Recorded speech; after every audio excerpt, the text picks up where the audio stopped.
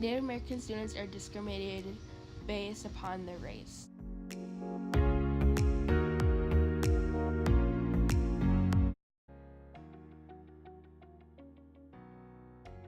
Other medicine. I'm a school social worker with the Indian Education Program.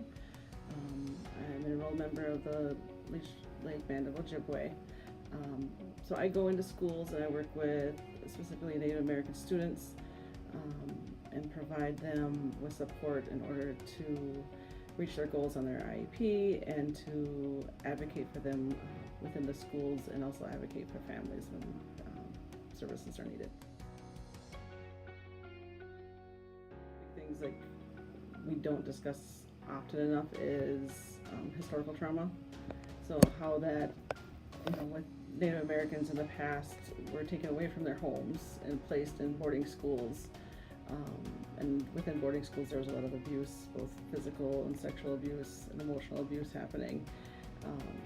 So I think we have to address that and acknowledge the fact that that happened, and there's still some families are still having issues with how do we move on from that and how do we address it. So that's a big piece of why our students aren't doing well in school. And I think another thing is there's a lot of barriers that our students aren't used to within the school systems, and understanding how do they fit in and not feeling like they belong. Well, I think that's one reason our achievement gap exists right now, is because of the historical trauma piece, and that our students haven't figured out how do they fit into the public school system. And I think that's something that our school district and Indian Education has been working on, to try to figure out how can we make changes so that our Native students feel like they belong and that they can still be an individual and practice their culture and have acceptance of who they are.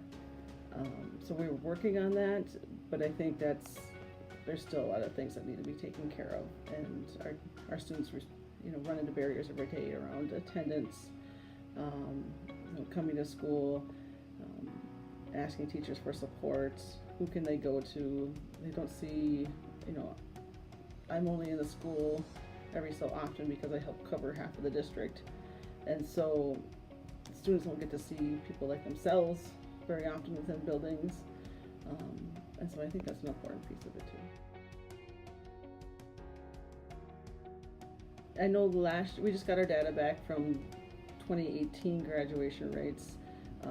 St. Paul Public Schools sat around 60%, a little bit over, of students graduated. I would say coming into ninth grade, after the ninth grade year, we're probably sit around 50% of our students are on track. A lot of times right away our students lose credit coming into ninth grade and have difficulty with that transition, and so they fall behind right away, and so it's always trying to catch up.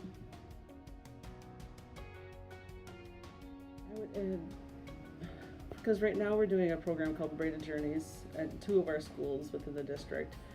We're going to add hopefully another school next year, and we find that having a consistent person within the building that is supporting our Native students both academically and fitting into the community of the school has been more successful with our students.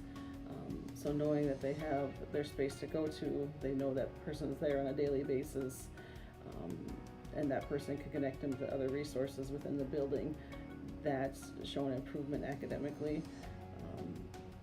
And so I think knowing that our students have more support and knowing that they have somebody that's consistently there for them has been more effective. Since 2012, 50% of Native American students are on track to graduate on time.